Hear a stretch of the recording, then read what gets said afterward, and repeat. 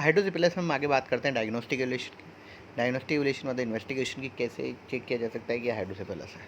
सबसे पहला है फिजिकल एग्जामिनेशन। फिजिकल एग्जामिनेशन में हम देखें तो फिजिकल एग्जामिनेशन हेड एनलार्ज हो जाना। ठीक है, हेड एनलार्ज हो जाता है, नॉर्मली दिखाई देगा फिजिकल एग्जामिनेशन के हेड एनलार्ज है तो हम पता लगा सकते हैं कि हाइड्रोसिफिलिस है। Positive transillumination of infant head. Positive transillumination of infant head का मीन्स होता है कि ये एक टेस्ट होता है जिसमें डार्क रूम में बच्चे को बिठा दिया जाएगा और उस पर एक लाइट स्पॉट लाइट डाली जाएगी, जिससे कि जो पार्ट इफेक्टेड है वो, जैसे कि ब्रेन इफेक्टेड है तो ब्रेन अलग से शाइनी हो जाएगा। इसको बोलते हैं positive transformation. Typical cracked pot sound, Macewen sign of the skull bone. Macewen sign हमने इससे पहले वाली क्लास में डिस्कस किया है। मैकविन साइन क्या होता है कि पैराइटल बोन और टेम्पोरल बोन पर जब पिक किया जाता है तो एक क्रैकपॉट साउंड यानी कि मटके के टूटने जैसी आवाज़ आती है, इसको बोलते हैं क्रैकपॉट साउंड। ऑप्थेल्मोस्कोपी से पता लगा सकते हैं आंखें जो होती है वो नीचे की ओर चली जाती है। सन साइन सेटिंग वाला सिस्टम होता है। एमआरआई के द्वारा पता लगाया जा सकता है। सीटी स्कैन, क्रैनियल अल्ट्रासोनोग्राफी और एक्सरे, स्कल का एक्सरे करके कि भाई सूचर और फंटानेल जो हैं वो चौड़े तो हो गए हैं, तो इसके द्वारा ये देखा जा सकता है कि हाइड्रोसिफिलिस है या नहीं है। एक है लंबर पंचर। लंबर पंचर के द्वारा सेरेब्रो स्पाइनल फ्लूइड निकाल के और उसके चेक किया जा सकता है कि सेरेब्रो स्पाइनल फ्लूइड एक्स्ट्रा है, ज़्यादा मात्रा में है, तो उससे पता लगा सकता है। लंबर पंचर कैसे किया जाता है? Insertion of spinal needle into सब arachnoid space between the lower lumbar vertebral. वहाँ से सब एरेक्नोइड CSF निकाला जाता है और CSF का टेस्टिंग करके पता लगाया जा सकता है कि ये नॉर्मल है या नहीं है। तो इस नॉर्मल और एबनॉर्मल CSF में क्या डिफरेंस रहेगा, ये इसमें बताया गया है कि नॉर्मल CSF जो होता है वो क्लियर ऑर्डरलेस, कोई कुछ उसमें नहीं आती है, दुर्गंध नहीं आती है। WBC उसकी 0 to 5 होती है। प्रोटीन 15 to 45 होता है। ग्लूकोज 50 to 80 होता है। प्रेशर जो होता है वो 50 to 180 होता है। एबनॉर्मल CSF की बात करें तो हम तो टर्बिड और क्लाउडी थोड़ा सा रहेगा। ठीक है, टर्बिड का मतलब थोड़ा बदबूदार। WBC देखें तो 1000 से 2000 देखी जाएगी उसमें। प्रोटीन देखें तो 100 to 500 देखा जाएगा। Neck glucose lower than blood sugar, glucose कम रहेगा। प्रेशर 180 और ग्रेटर देन रहेगा। इस प्रकार से हम इसके द्वारा भी पता लगाया जा सकता है कि हाइड्रोसिफिलिस है। मैनेजमेंट की बात करें तो मेडिकल मैनेजमेंट में एक सिम्टोमेटिक ट्रीटमेंट उनको प्रोवाइड किया जाएगा बच्चों को, कि जैसे जैसे उसके सिम्टम आ रहे हैं, जैसे कि फीवर आ रहा है, कोई पेन है, तो उस प्रकार का ट्रीटमेंट उसको देके हम सही किया जा सकते हैं। पर मेन ट्रीटमेंट इसका सर्जिकली होता है कि सर्जरी के द्वारा ही इसको सही किया जा सकता है। तो management of hydrocephalus directed toward reducing intracranial pressure. कोशिश करेंगे हम कि इंट्राक्रैनियल प्रेशर को हम दवाइयों के द्वारा कम कर सकें। Prevention and management of complication, कोई भी प्रिवेंशन करेंगे, ठीक है, और कॉम्प्लिकेशंस को मैनेज करेंगे। Managing problem cause by pathology के द्वारा। Medical management include the use of osmotic diuretics and loop diuretics to reduce CSF प्रोडक्शन। Medical management is temporary relief but management is surgery. ये एक कम्युनिकेशन हाइड्रोसिफिलिस में हम ये जरूर कर सकते हैं कि डायरेटिक्स देके और बच्चों की जितना एक्स्ट्रा फ्लूइड है उसको ज़्यादा से ज़्यादा बाहर निकालने की कोशिश करें। पर जो मेन इंपॉर्टेंट है वो सर्जिकल मैनेजमेंट है। सर्जिकल मैनेजमेंट की बात करें तो सर्जिकल मैनेजमेंट में इसमें मैथ इंपॉर्टेंट होता है शंटिंग। शंटिंग मीन्स होता है कि फ्लूइड को एक कैविटी से निकाल के दूसरी कैविटी में ट्रांसफ़र कर दिया जाए और वहाँ से उसको वेस्ट के द्वारा बाहर निकाल दिया जाए, तो ये शंटिंग इसमें की जाती है। शंटिंग में क्या क्या चीज़ें यूज़ की जाती है, क्या होती है, हम देखते हैं। A shunt is made up of radio plastic and has ventricular catheter. Ventricular catheter use किया जाएगा। प्रेशर वाल्व यूज़ किया जाएगा जो कि प्रेशर को कंट्रोल करेगा कि कितने प्रेशर से फ्लूइड को ऊपर से नीचे की ओर लाना है। पंपिंग चैम्बर रहेगा। एंड डिस्टल कैथेटर जो दूसरी कैविटी में, यानी कि वेंट्रिकल कैथेटर तो वो रहेगा जहाँ पे फ्लूइड एक्यूमुलेट रहेगा, वहाँ पे लगेगा। डिस्टल कैथेटर जहाँ पे फ्लूइड को ड्रेन करना है, यहाँ पे रहेगा। And direct the flow of CSF from the ventricle to other areas of body from where it is absorb. ऐसे एरियाज में डालेंगे जहाँ पे वो एब्जॉर्ब हो जाए या फिर वेस्ट के द्वारा बाहर निकल जाए। इस कंडीशन को बोलेंगे शंटिंग, ठीक है। और दूसरे हम देखें तो एंडोस्कोपी थर्ड वेंट्रिकुलोस्टोमी। एंडोस्कोपी थर्ड वेंट्रिकुलोस्टोमी में क्या जाता है कि जो लेटरल वेंट्रिकल्स होती है, ठीक है, फर्स्ट और सेकंड वेंट्रिकल्स, इन वेंट्रिकल्स को क्या कर दिया जाता है, वेंट्रिकल एक्यूमुलेट होते हैं, इनको क्या कर दिया जाता है, रिमूव कर दिया जाता है और डायरेक्टली फ्लूइड नीचे की ओर लिया जाता है। कॉरोइड फ्लेक्सेक्टोमी, जो कॉरोइड फ्लेक्सेस ज़्यादा CSF प्रोडक्शन कर रहे हैं उन कॉरोइड फ्लेक्सेस को रिमूव करने की कोशिश की जाती है। Ventriculo peritoneal shunt, VP shunt, वेंट्रिकुल से पेरिटोनियल शंट पेरिटोनियल में डाल दिया जाता है। वेंट्रिकुलो आर्टियल शंट, वेंट्रिकुलर से आर्टियल में डाल दिया जाता है। वेंट्रिकुलो प्लूरल शंट, वेंट्रिकुलर से प्लूरल में डाल दिया जाता है। वेंट्रिकुलो गॉल ब्लैडर शंट, ये गॉल ब्लैडर में डाल दिया जाता है। इस प्रकार से किया जाता है। हम बात करें पहली एंडोस्कोपी थर्ड वेंट्रिकुलोस्टोमी, ETV जिसको बोलेंगे। An alternative procedure to shunt surgery is an endoscopy third ventriculostomy. This procedure involve making a hole in the floor of the brain allowing the trapped CSF to escape the surface of brain where it can be absorbed into intestination. इसमें क्या किया जाता है कि brain के floor पे एक whole करके और वहाँ से ड्रेन किया जाता है वेंट्रिकुलर की जो एक्स्ट्रा फ्लूइड है उसको डायरेक्टली हम क्या करेंगे जहाँ पे एब्जॉर्ब हो बाहर की तरफ उसको निकालने की कोशिश करेंगे, ये कहलाएगा वेंट्रिकुलर शंट. नेक्स्ट कहते हैं ventricular peritoneal shunt. A VP shunt is a long plastic tube that allow fluid to drain from the brain to another part of the body. Ventricular peritoneal shunt में क्या किया जाएगा, एक plastic tube allow की जाएगी जिसमें क्या किया जाएगा, फ्लूइड को ड्रेन किया जाएगा ब्रेन के अनदर पार्ट में, यानी कि वही पेरिटोनियल कैविटी में. This drainage prevent the increase in pressure on the brain caused by hydrocephalus. ये क्या करेगा, इंट्राक्रैनियल प्रेशर को कम करेगा जिससे कि हाइड्रोसेफेलस को बचा जा सके. ये देखिए आप एक सिंपल सा एग्जांपल इसमें बताया गया है. ये लेफ्टरल वेंट्रिकल है फर्स्ट और सेकंड, यहाँ से वही ये फ्लो है एक तरह से ये सब का देखा जाए कि लेटरल वेंट्रिकल से थर्ड वेंट्रिकल, थर्ड वेंट्रिकल से फोर्थ वेंट्रिकल पे किया जाता है. तो शंटिंग की जाती है तो shunt system to drain spinal fluid from ventricle. सामने वाले उसमें देखिए आप कि यहाँ से शंटिंग की जाएगी तो यहाँ से एक कैथेटर डाला जाएगा, ट्यूबिंग डाली जाएगी, जो ट्यूबिंग को कहाँ पर डायरेक्टली ये पेरिटोनियल कैविटी में spinal fluid drain in the end peritoneal cavity में दे देते हैं और यहाँ पे ये वेस्ट के द्वारा बाहर निकाल दिया जाता है. और जैसे ही निकालेंगे तो वो तो करते हैं इंट्राक्रैनियल प्रेशर कम होगा, इंट्राक्रैनियल प्रेशर कम होगा तो ब्रेन अपने आप काम करने लग जाएगा. A VP shunt has the least three parts. The first part is ventricular catheter. Ventricular catheter डाला जाता है which goes into the brain. The second part is the valve which control the pressure within the brain. Brain के pressure को काम control करेगा. The third part is the distal catheter जो कि कहाँ पे पेरिटोनियल में डाला जाएगा, which is underneath the skin and connect the other part of the VP shunt to space with in the body. Usually the abdomen cavity also called as peritoneal. Warning sign of VP shunt not working properly. जब अगर ये काम नहीं करे तो किस प्रकार से, a headache that hurts more a time passes. ज़्यादातर समय में क्या होगा, हेडेक होगा अगर ये सही तरीके से काम नहीं करेगा. Child act irritated, child irritate रहेगा.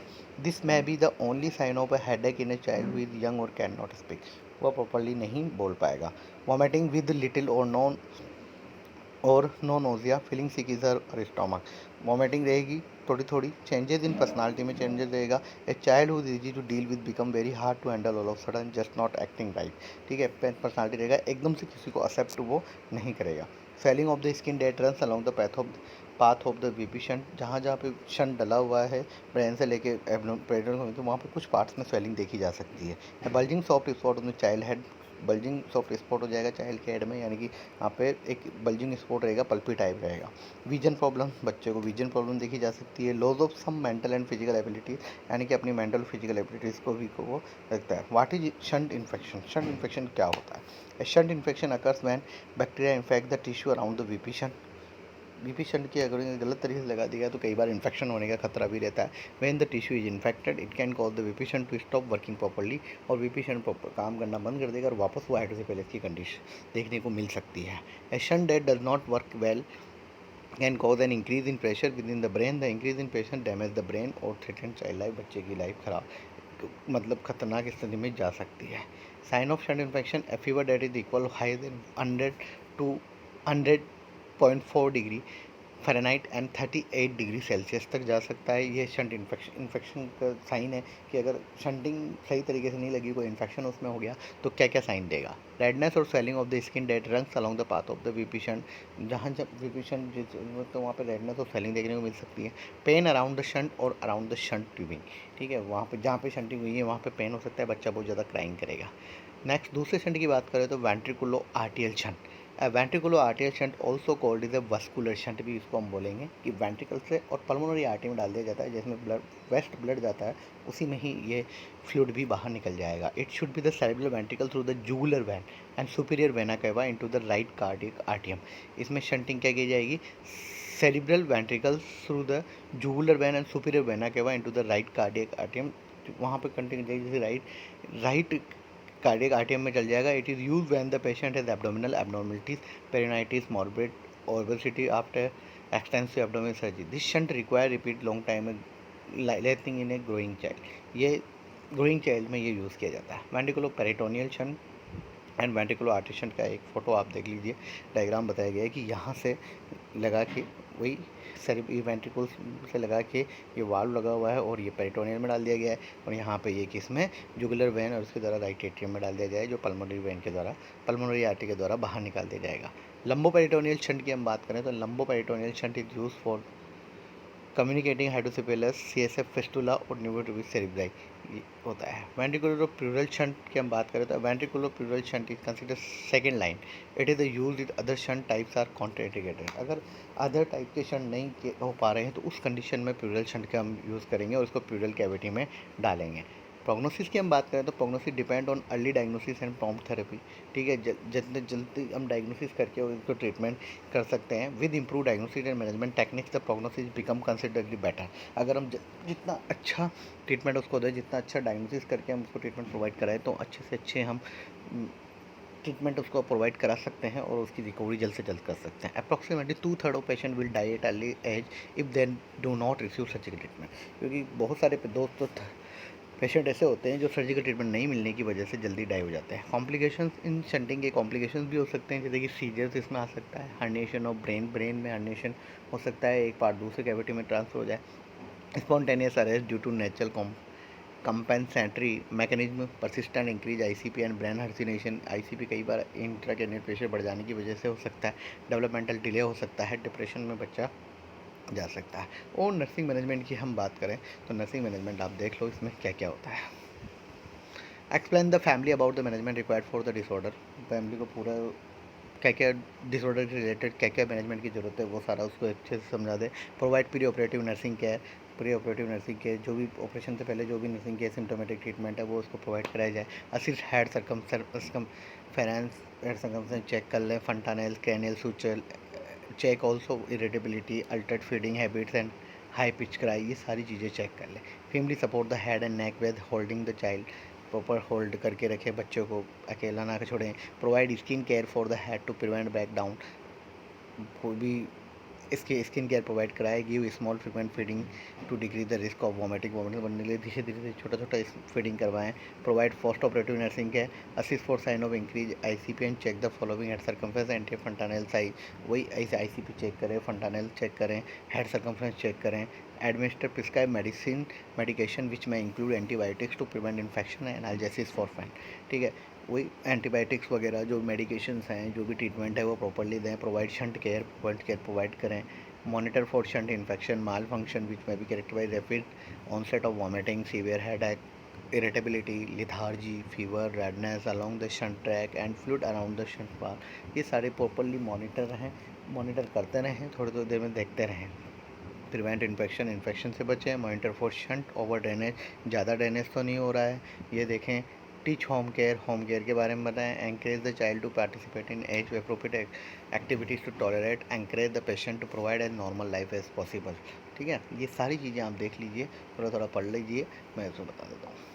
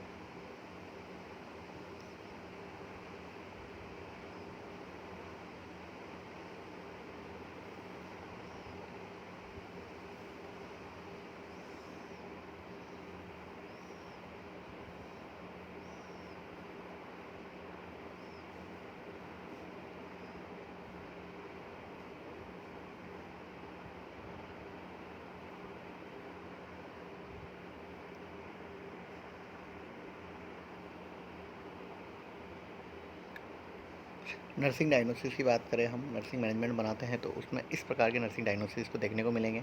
In effective cerebral tissue perfusion related to increase ICP की वजह से उसका जो इनफेक्टिव परफ्यूजन देखने को मिल सकता है तो उसका ट्रीटमेंट करना होगा। Imbalance nutrition less than body requirement related reduce oral intake and vomiting और ओरल इंटेक कम होने की वजह से उसके इम्बैलेंस न्यूट्रिशन देखने को मिलता है तो न्यूट्रिशन को मेंटेन करना है। Risk for impaired skin integrity alteration in LOC and enlarge health की वजह से स्किन इंटेग्रिटी देखने को मिल सकती है तो वो मेंटेन करना है। Anxiety related to abnormal condition surgical intervention और एबनॉर्मल कंडीशन की वजह से एंजाइटी को रिलीव करना है। Risk of infection related to introduction to infecting organism through the shunting के दौरान जो भी इन्फेक्शन है उन सबको इसमें करना है। Ineffective cerebral tissue perfusion related तो इंटरवेंशन ये सब इसमें बताए गए हैं कि इस डायग्नोसिस का क्या क्या इंटरवेंशन रहेगा, तो देख लीजिए आप पहले।